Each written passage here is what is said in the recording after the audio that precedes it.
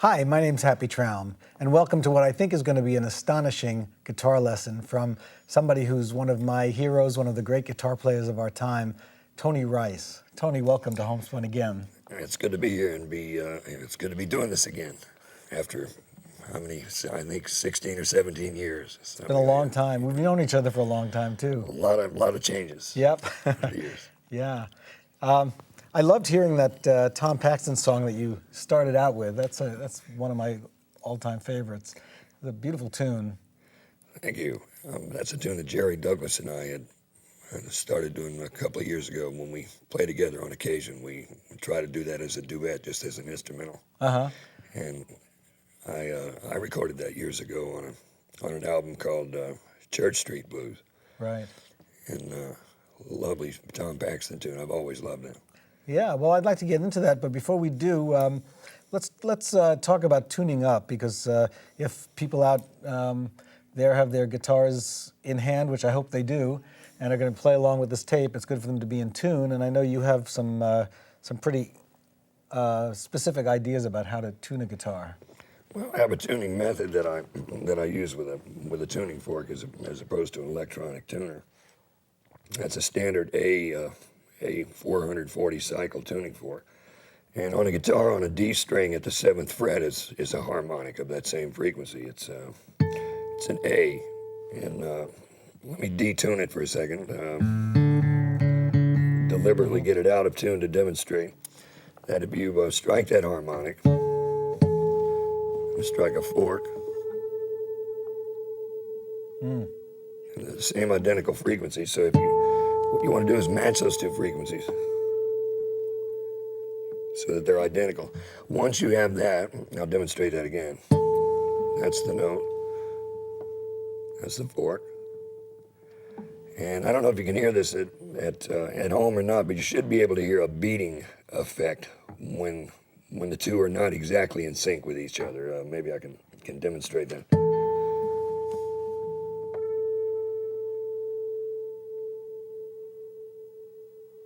Can you hear that beating? Yeah. And they teach classical violinists and classical string instrument players that use a tuning fork. They teach them that effect to listen for that beating and to synchronize the note and the fork itself until that beating has totally disappeared, and that means that they are in fact in sync. So let's see if I can do that again.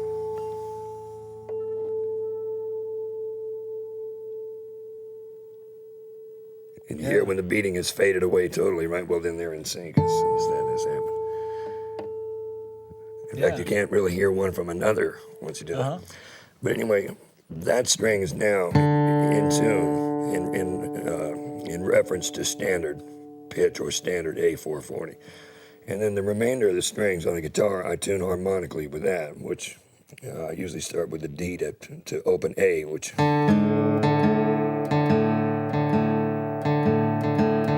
So then we have those two, and then the A to E.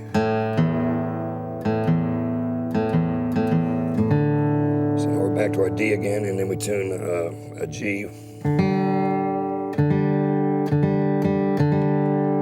which is harmonically in tune with the D. And then the third string, which is a major third interval away from the G, is a tempered note. Especially in piano tuning, that note has to be tuned consistently flat all the way up the scale of a piano. It's called a tempered tuning. And the reason they do that is because if you tune strictly by frequency, then the mathematics doesn't work out to be perfect. So it has to be, that being an odd note, it has to be adjusted or compensated for to make all of the other notes before and after that one sound right. So to tune it, there's a lot of players that will hear that note tuned, which is probably its true relationship to the other notes, but it sounds somehow a little harsh or unpleasant without it being tempered. So here it is untempered. Yeah. And tempered sounds tempered gives it a little more of a mellow tone. And here's our high E string. and we should be, you can tell that that note is slightly flat, that B note, in relationship to the high E. Ever so flat, ever so slightly flat. But when you make the chord, like a G chord, for example, and you're in tune, and then here's where your compromise shows up, is when you make a C. And also now let's try an E chord. So you see, we reached a fairly good compromise because you're never going to get it right. The guitar by design is never going to be an instrument where every note on it, particularly fretted notes, are going to sound in tune with one another. Now, when I was starting out, I was taught to go by the frets, play the sixth string of the fifth fret and then match up the next string to it and all that kind of thing. You don't do that, I guess. No, it's one way you can do it, although you'll find, even if you do that, for example, like a G note and a G note on the D string, there's the two notes. Well, you can get them identical, or a D and an A.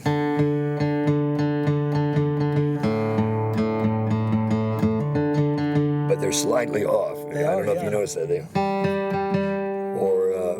And the B note. You hear how much that's off. And then the B to E. They're all slightly off. Whereas if they were right on, then every chord that you play would sound like it is tuned wrong. Wow. So, and everybody has a different technique for tuning, depending on what they're trying to achieve.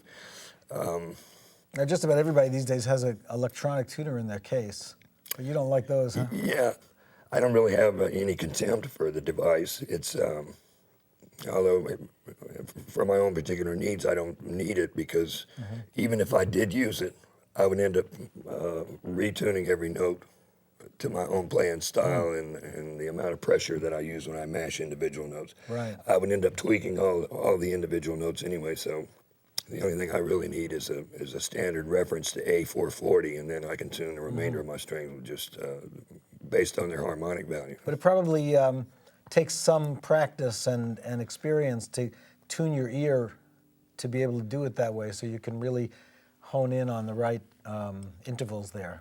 It does. You have to think in terms of two-part harmony, right?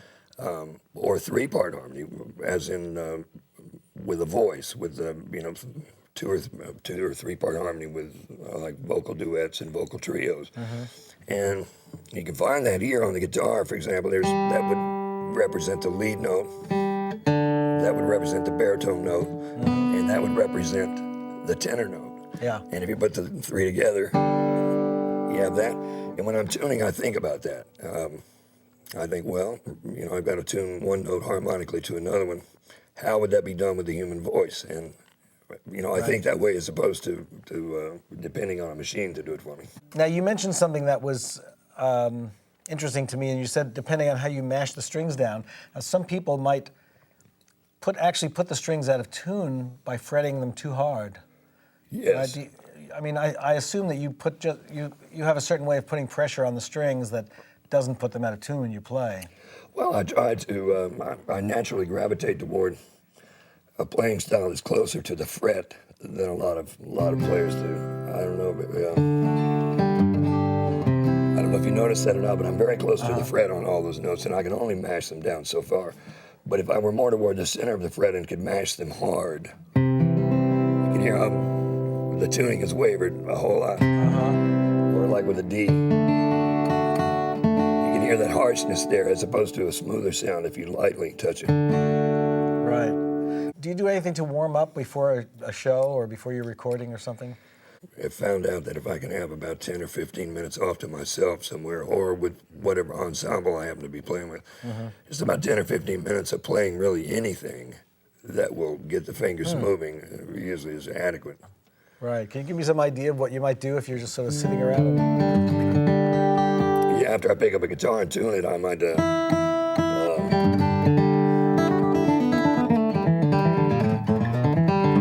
something like that,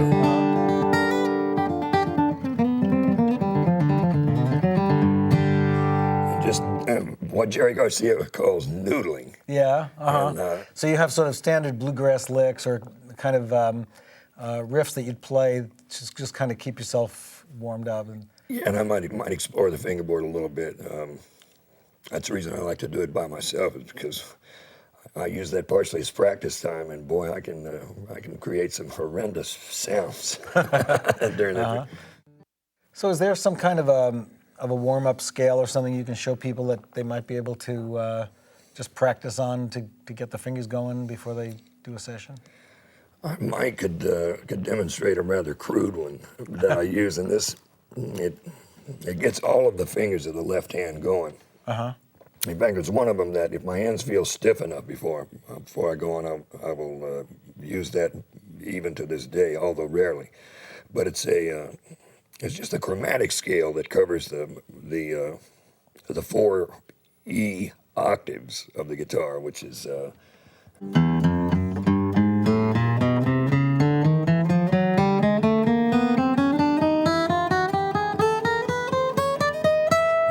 It gets all the fingers working, right? And when I try to do it, and it start out slow like that usually. And this is in my dressing room again by myself. Right. just because somebody, an innocent bystander here in this would think, well, what in the world is this guy doing? But and then I try to increase it in speed until I get to where I feel comfortable with it.